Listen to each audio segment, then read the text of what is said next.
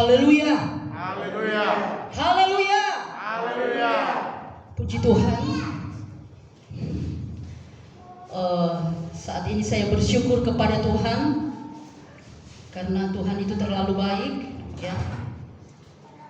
Tuhan boleh mengentar perjalanan kami. Tadi nama saya sudah disebutkan, ya, Ria Labonda. Saya seangkatan dengan Bapak Gembala di tempat ini, di Sekolah Alkitab Tentena, angkatan 23. Dan Tuhan mempercayakan pelayanan kepada kami di daerah Morowali Utara, ya. Ada satu desa, namanya Desa Bungintimbe, kurang lebih 7 km dari Tompira, ya. Desa ini adalah mayoritas Kedar, kurang lebih hampir 800 kakak penduduknya, sementara yang Kristen hanya 20 kakak, 15 kakak GPDI dan 5 kakak Gereja Toraja. Jadi Tuhan percayakan pelayanan kepada kami. 99,99% itu suku Toraja, ya. Dan suami saya suku Toraja, makanya kami ada dalam penggembalaan di daerah ini. Kami dikaruniai oleh Tuhan 2 orang anak, ya, putri 22, yang tua sementara kuliah di Palu semester 4, dan yang kedua kelas 3 SMP. Dan tujuan kami datang ke daerah ini, Bapak Ibu Saudara, kami datang mencari dana untuk penyelesaian tahap akhir pembangunan gereja yang Tuhan percayakan kami gembalakan. Saya sudah kurang lebih 4 hari di daerah ini, tinggal di tempat penggembalaan Bapak Pendeta Oral Kaligis, ya. Beberapa hari yang lalu kami ke kantor majelis wilayah, di situ ketemu dengan Bapak Gembala di sini, ya, juga sebagai ketua majelis wilayah, dan beliau menugaskan atau memberi kesempatan kepada saya saat ini untuk melayani firman Tuhan di tempat ini. Nah, puji Tuhan, Bapak Ibu Saudara yang diberkati Tuhan, firman Tuhan pada saat ini saya akan memberikan tema menjadi gereja Tuhan yang sempurna. Amen. Kita akan baca satu ayat dalam Injil tulisan Matius pasal yang ke-5, ayatnya yang ke-48. Awal pembacaan firman. Mari kita bangkit berdiri, kita akan baca ayat ini secara bersama-sama. Matius pasal yang ke-5, ayatnya yang ke-48. Kalau semua sudah dapat, 1, 2, 3. Karena itu haruslah kamu sempurna, sama seperti Bapamu yang di surga adalah sempurna. Amin. Haleluya. Puji Tuhan, silakan duduk kembali. Firman Tuhan berkata bahwa berbahagialah setiap orang yang membaca, mendengar, dan yang melakukan kebenaran firman Tuhan. Ayat pokok kita pada saat ini berkata, karena itu haruslah kamu sempurna, sama seperti Bapamu yang di sorga adalah sempurna. Amin. Kata kamu di sini adalah menunjuk kepada saudara dan saya, kepada kita semua yang ada pada siang hari ini. Ayat ini begitu jelas, ya. Kemauan Tuhan bagi kita, gereja Tuhan yang hidup di akhir zaman ini, hendaklah kita sempurna. Amin. Sama seperti Bapa kita yang di sorga adalah sempurna. Amin. Kalau dalam terjemahan yang lain, ayat ini berbunyi demikian. Karena itu haruslah kau tepat. Karena itu haruslah kau tepat, sama mirip Bapamu yang di sorga, yakni sempurna. Haruslah kita tepat, sama, mirip seperti Bapa kita di sorga, yakni sempurna. Bapak Ibu yang saudara yang diberkati Tuhan, kata sempurna di sini dalam bahasa aslinya itu dipakai kata teleios, ya.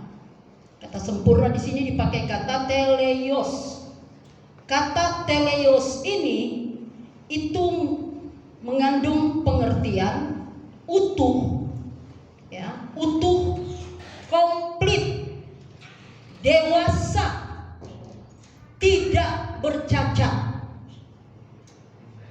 Ini kata teleios, utuh, komplit, tidak bercacat, dan dewasa.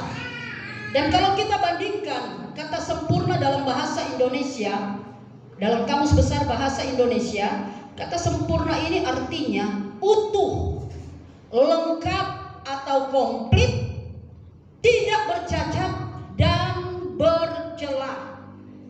Berarti di sini dari bahasa asli Alkitab dan dari bahasa Indonesia, arti kata sempurna atau teleios itu sama, ya Bapak Ibu Saudara, utuh, komplit, dewasa, tidak bercacat dan bercela.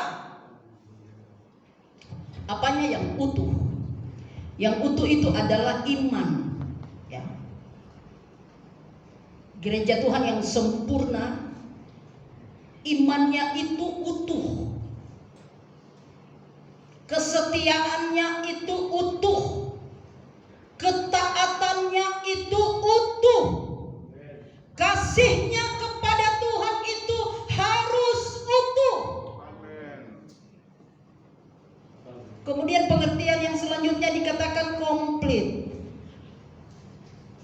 Apanya yang harus komplit untuk gereja Tuhan yang menuju kepada kesempurnaan? Yang komplit itu adalah hidup rohani. Semua hal-hal yang berkaitan dengan kehidupan rohani kita itu harus komplit. Kemudian dikatakan lagi tidak bercacat dan bercela. Gereja Tuhan yang sempurna itu tidak bercacat dan bercela. Artinya hidup di dalam kekudusan.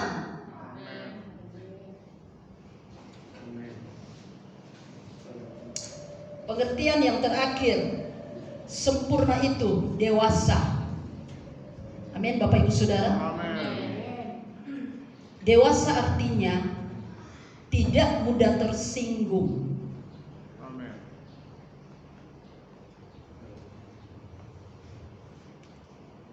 Tidak mudah terbawa dengan perasaan. Ketika teguran firman datang, ketika hamba Tuhan Gembala Sidang mulai menasihati jemaat lewat firman, maka jemaat itu tidak langsung mengambil satu keputusan, gembala ini kok menyinggung saya,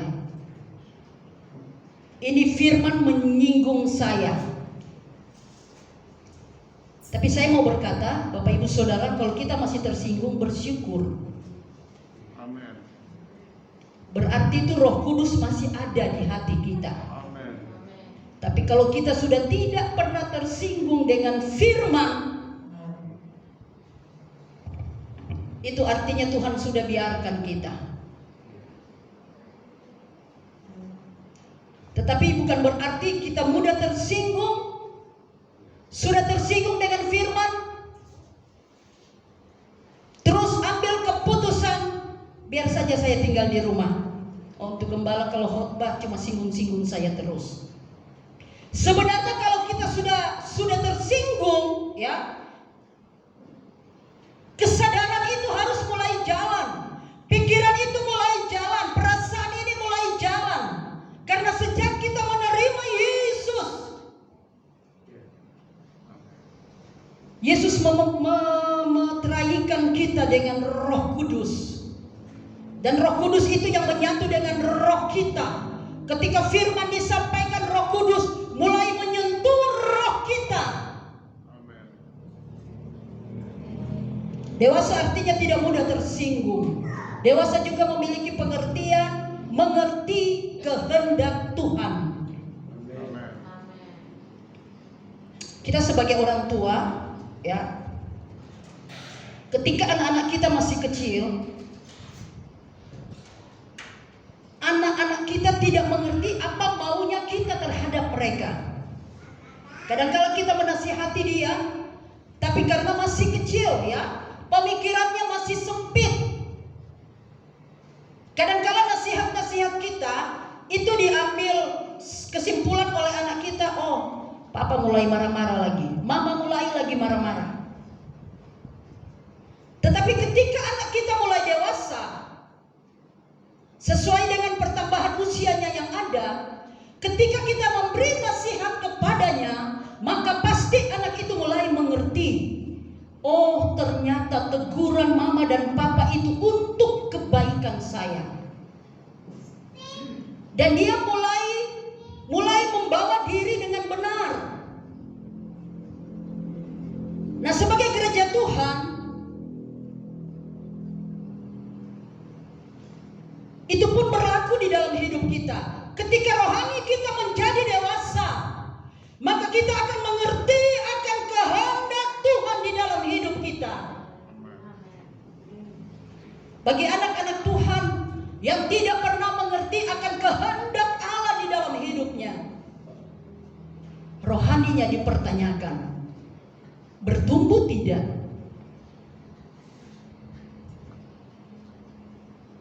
Tapi kalau kita mulai menyadari setiap firman yang datang kepada kita itu untuk membentuk sikap dan karakter kita, untuk kita mengerti akan kehendak Tuhan di dalam hidup kita,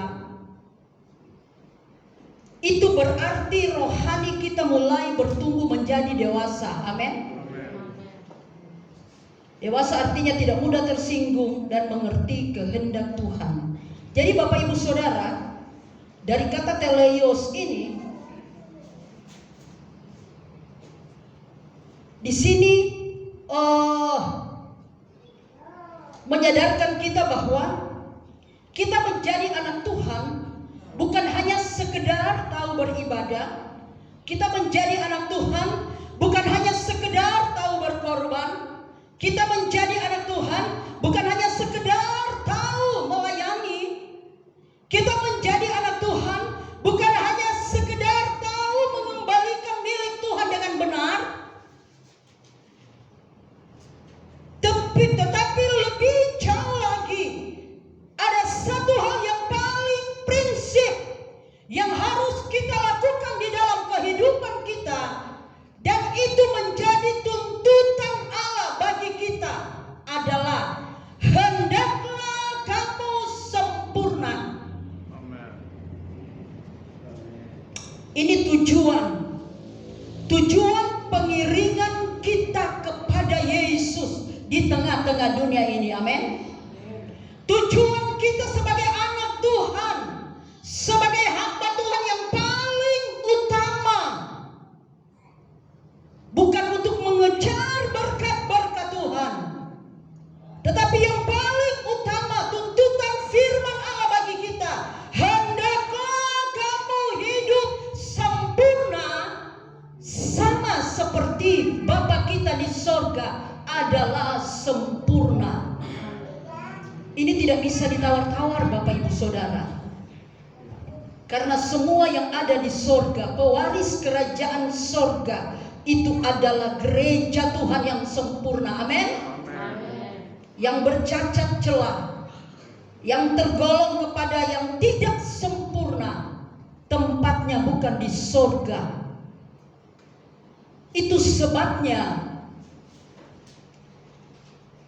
firman Allah mendorong kita agar supaya kita memiliki satu kerinduan untuk menjadi sempurna sama seperti Bapa kita yang di sorga adalah sempurna.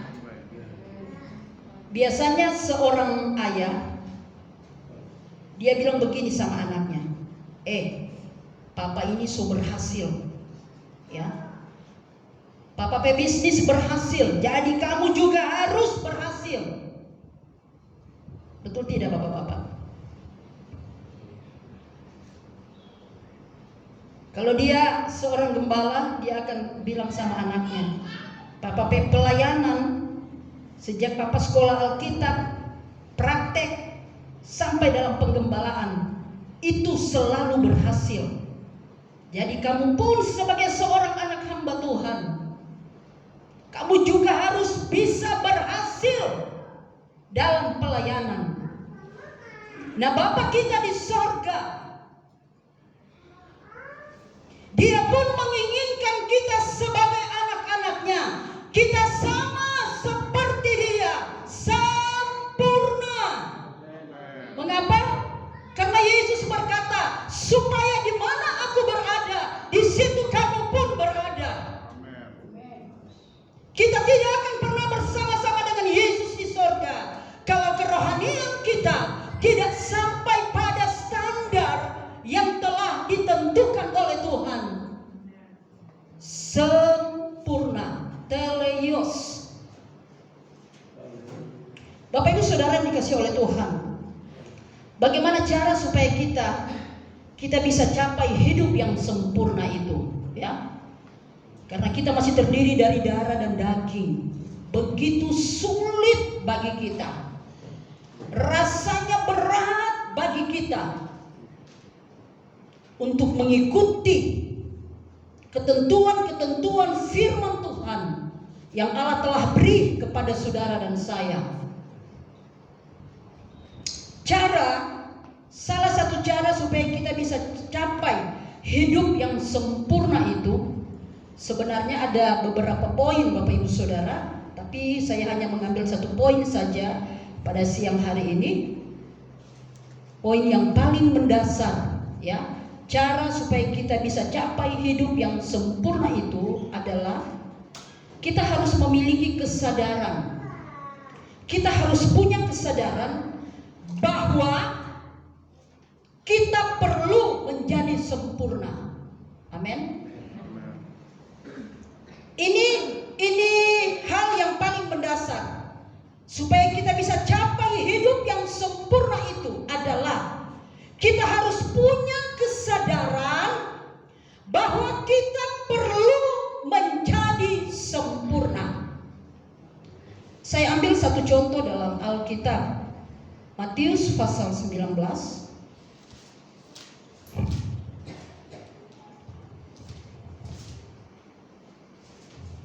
Matius pasal 19, saya akan bacakan mulai ayatnya yang ke-16. Judul perikopnya, Orang Muda yang Kaya. Ada seorang datang kepada Yesus dan berkata, Guru, perbuatan baik apakah yang harus kuperbuat untuk memperoleh hidup yang kekal? Jawab Yesus, apakah sebabnya engkau bertanya kepadaku tentang apa yang baik? Hanya satu yang baik. Tetapi jikalau engkau ingin masuk ke dalam hidup, turutilah segala perintah Allah. Kata orang itu kepadanya, perintah yang mana? Kata Yesus, jangan membunuh, jangan berzina, jangan mencuri, jangan mengucapkan saksi dusta. Hormatilah ayahmu dan ibumu, dan kasihilah sesamamu manusia seperti dirimu sendiri. Kata orang muda itu kepadanya, semuanya itu telah kuturuti. Apalagi yang masih kurang? Kata Yesus kepadanya, jikalau engkau hendak sempurna, pergilah, jualah segala milikmu dan berikanlah itu kepada orang-orang miskin, maka engkau akan beroleh harta di sorga. Kemudian datanglah kemari dan ikutlah aku. Ketika orang muda itu mendengar perkataan itu, pergilah ia dengan sedih, sebab banyak hartanya. Saya katakan tadi salah satu cara yang paling mendasar untuk kita bisa mencapai hidup yang sempurna adalah kita harus punya kesadaran bahwa kita perlu menjadi sempurna. Dalam firman Tuhan yang kita sudah baca bersama tadi, di sini ditulis dengan jelas ada seorang pemuda yang kaya.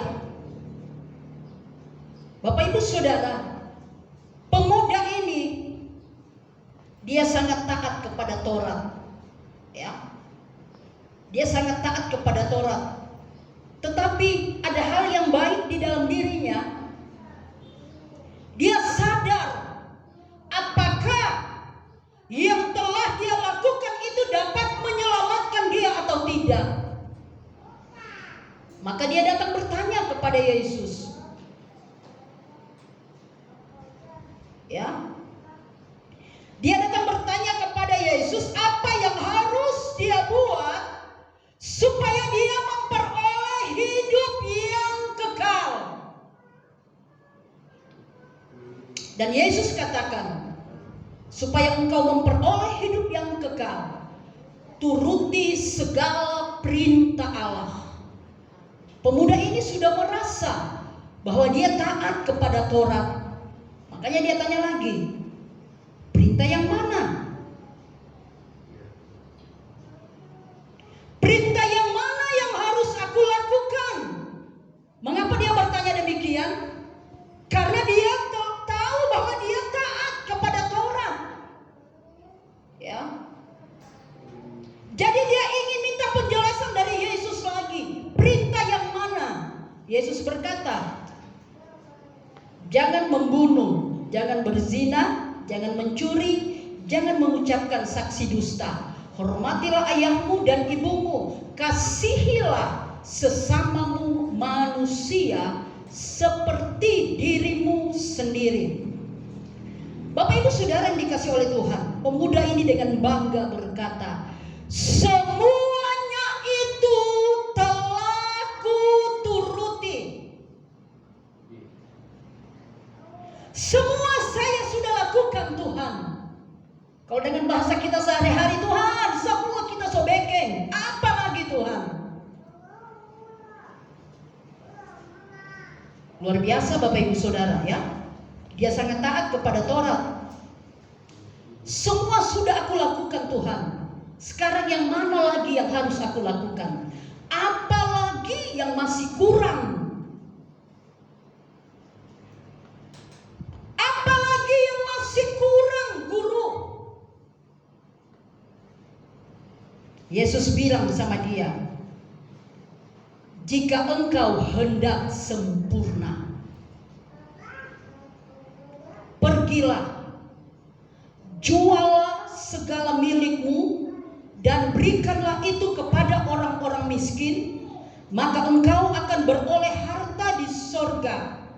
Kemudian setelah engkau melakukan hal ini, datanglah kepadaku dan ikutlah aku.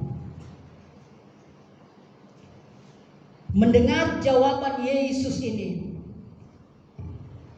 pemuda ini langsung menjadi sedih, susah.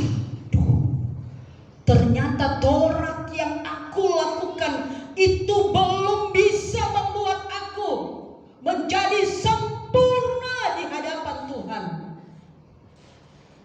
Taurat yang telah aku lakukan itu belum bisa membawa aku untuk masuk dalam hidup yang kekal. Rupa-rupanya Bapak Ibu Saudara masih ada satu yang belum dia lakukan. Ya. Dan yang satu ini itu hal yang paling mendasar yang bisa membawa seseorang untuk masuk ke dalam kerajaan sorga. Yesus bilang, jual segala harta milikmu, bagikan kepada orang-orang miskin, dan engkau akan memperoleh harta di sorga. Oh, dia langsung susah. Aduh Tuhan, satu ini saya tidak bisa lakukan. Yang saya mau tekankan di sini, ini bukan soal harta Bapak Ibu Saudara ya. Ini bukan soal kekayaan, bukan. Bukan berarti kita nanti sampai di rumah, oh Tuhan bilang tadi, firman Tuhan bilang jual semua harta milik. Bukan. Ini menyangkut soal hati. Ya. Rupa-rupanya anak muda ini, dia melakukan Taurat itu tidak didasari dengan kasih. Tidak ada kasih di dalam dirinya kepada Yesus. Dia hanya taat kepada Taurat, hukum yang berlaku di Israel pada waktu itu. Tapi dia tidak mengerti soal kasih kepada Yesus. Sehingga hatinya ini terikat dengan harta kekayaannya. Hatinya begitu terpikat dengan harta kekayaan dunia. Dalam terjemahan yang lain dikatakan anak muda ini hatinya terikat dengan dunia.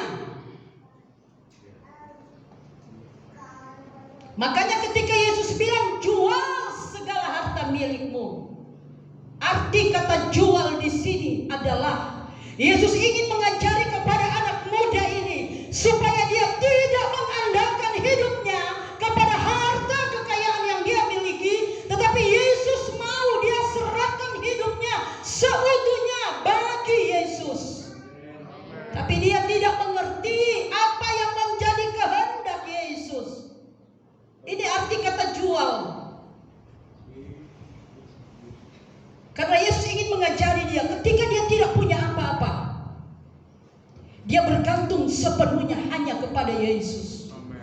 Makanya Yesus bilang, kalau engkau jual, engkau akan memperoleh harta di sorga. Artinya, kalau kita bergantung sepenuhnya kepada Tuhan, dia sumber berkat. Dia sumber berkat, sanggup memberi pertolongan bagi anak-anaknya. Bapak Ibu Saudara diberkati Tuhan, tetapi karena hatinya terikat dengan dunia, makanya dia tidak mengerti akan apa yang menjadi kehendak Yesus. Kalau kita bandingkan dengan 1 Yohanes pasal yang kedua,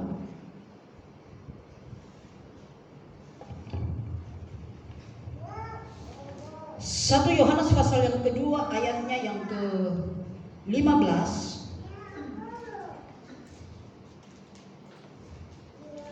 Janganlah kamu mengasihi dunia dan apa yang ada di dalamnya. Jikalau orang mengasihi dunia, maka kasih akan Bapa tidak ada di dalam orang itu. Ya. Janganlah kita mengasihi dunia dan apa yang ada di dalamnya. Jika kita mengasihi dunia, maka kasih akan Bapa tidak ada di dalam hidup kita. Ini yang ada kepada anak muda ini. Dia tidak punya kasih. Bapak Ibu Saudara yang diberkati Tuhan, dia tidak punya kasih, sehingga dia tidak bisa melakukan apa yang Yesus katakan kepadanya. Sekalipun dia telah sadar masih ada yang kurang, tetapi ketika yang kurang ini dijelaskan oleh Yesus, ini yang harus engkau lakukan, dia menjadi sedih. Dia bersusah hati. Dia merasa berat karena tidak ada kasih di dalam dirinya. Bapak Ibu Saudara yang dikasihi oleh Tuhan, untuk kita bisa mencapai kesempurnaan, kita harus sadar, ya, kita harus punya kesadaran bahwa kita perlu menjadi sempurna. Saat ini belum ada yang sempurna, tetapi kita sementara mengarah menuju kepada kesempurnaan itu. Ya, pernahkah kita bertanya kepada Tuhan, Tuhan, apalagi yang kurang Tuhan? Apalagi yang masih kurang yang harus saya lakukan Tuhan?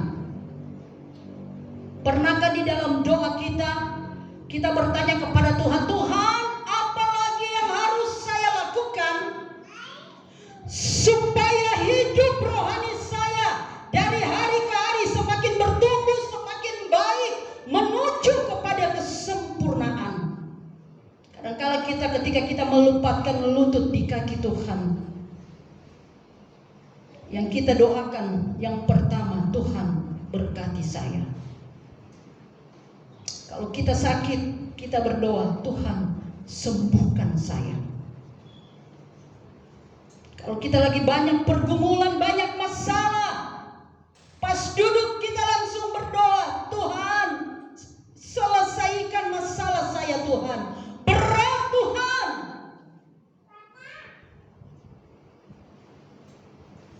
Pernahkah kita sadar akan pentingnya hidup rohani kita?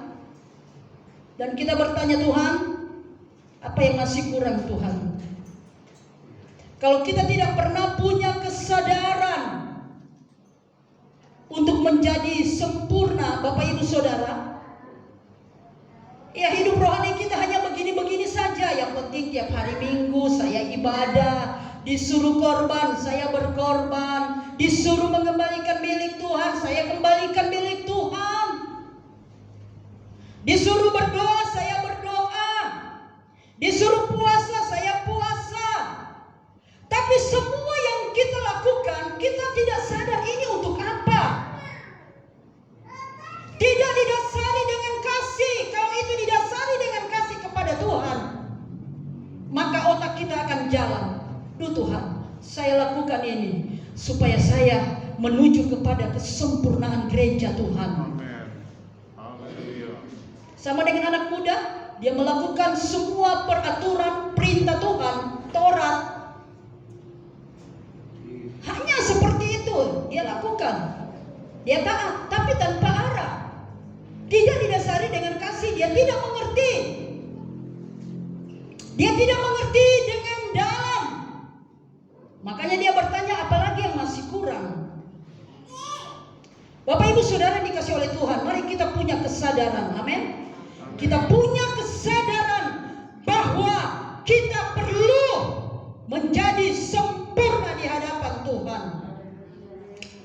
Poin yang terakhir, ada berkat bagi orang yang berusaha untuk menjadi sempurna.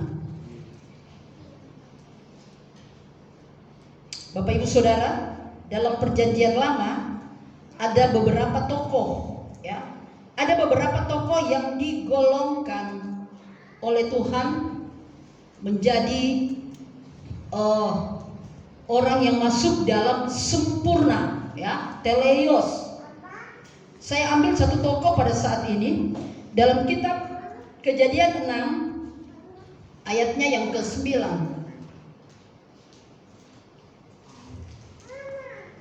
Inilah riwayat Nuh. Nuh adalah seorang yang benar dan tidak bercela di antara orang-orang sezamannya, dan Nuh itu hidup bergaul dengan Allah. Dalam sejarah Alkitab, Nuh adalah salah satu tokoh Alkitab yang digolongkan sebagai orang yang sempurna, teleios. Dan di sini Alkitab memberi pernyataan Nuh orang yang benar, tidak bercela, hidup bergaul dengan Allah. Dari 3 poin ini yang membedakan Nuh dengan orang-orang yang hidup pada zamannya. Sebagaimana kita tahu bahwa dalam Kejadian pasal 6 ini juga, di mana judul perikopnya kejahatan manusia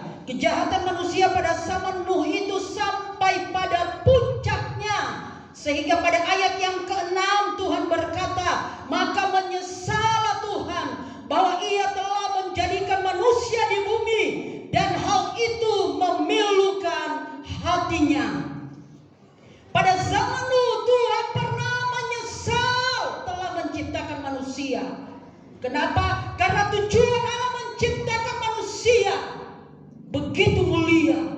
Tetapi karena dosa, manusia jatuh di dalam dosa. Dosa ini terus berkembang dari zaman Adam dan Hawa sampai kepada zaman Nuh.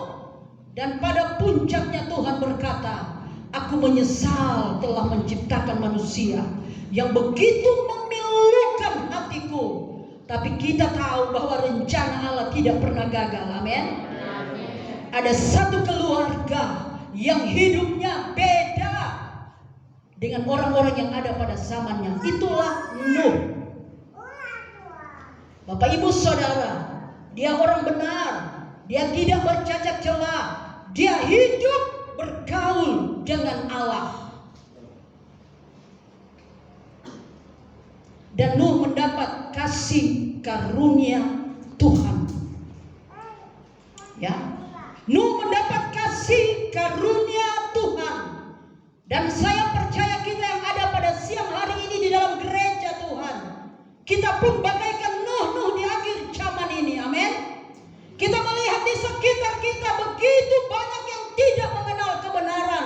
Itu sebabnya kalau kita dipilih oleh Tuhan untuk mengenal kebenarannya, kita harus bersyukur karena kita memperoleh kasih karunia Tuhan. Bukti Nuh mendapat kasih karunia Tuhan, kita melihat pada ayatnya yang ke-22, saya singkat saja. Lalu Nuh melakukan semuanya itu tepat seperti yang diperintahkan Allah kepadanya, demikianlah dilakukannya. Nuh melakukan tepat. Ya, kata tepat berarti tidak ada yang kurang, tidak ada yang lebih. Sebelum Tuhan memusnahkan bumi ini dengan air bah pada zaman Nuh, Tuhan kasih tahu dulu, ya. Nuh mendapat kasih karunia Tuhan. Saya mau katakan siang hari ini, anak-anak Tuhan yang mendapat kasih karunia Tuhan, Tuhan akan pelihara hidupnya. Sebelum bumi ini dibinasakan oleh Tuhan dengan air bah, Tuhan bilang sama Nuh, buatlah bahtera. Buat bahtera. Nuh tidak banyak tanya, untuk apa ini bahtera Tuhan? Tuhan suruh lagi buat bahtera di atas gunung, harusnya di pinggir pantai. Tuhan bilang buat di atas gunung. Nuh tidak banyak tanya. Ya, karena Nuh dikatakan hidup bergaul dengan Allah. Dia bergaul, akrab, dia bersahabat akrab. Kalau kita bergaul akrab dengan seseorang, kita tahu hatinya, kita tahu maunya.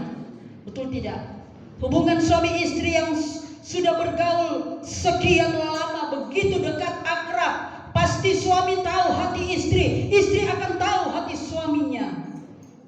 Nuh ketika Tuhan beritahu kepadanya, dia tidak banyak tanya, kenapa Tuhan harus di gunung? Nuh melakukan tepat. Tuhan bilang kepada Nuh, buat bahtera dari kayu gofir. Nuh ambil kayu gofir untuk buat bahtera. Kemudian Tuhan bilang, harus kau buat berpetak-petak, harus kau tutup dengan pakal dari luar dan dari dalam. Ukurannya 300 hasta panjangnya, 50 hasta lebarnya, dan 30 hasta tingginya. Ini ada artinya masing-masing, tapi saya tidak akan bawa ke sana, nanti panjang sekali. Bapak ibu saudara, ketika ukuran ini juga diberi kepada Nuh, Nuh tidak bertanya, Tuhan kenapa harus demikian ukurannya? Nuh tidak tambah. Ketika Tuhan bilang 300 panjangnya, Nuh tidak buat 400, tidak. Ketika Tuhan bilang lebarnya 50 hasta, Nuh juga tidak tambah atau tidak kurang. Nuh tetap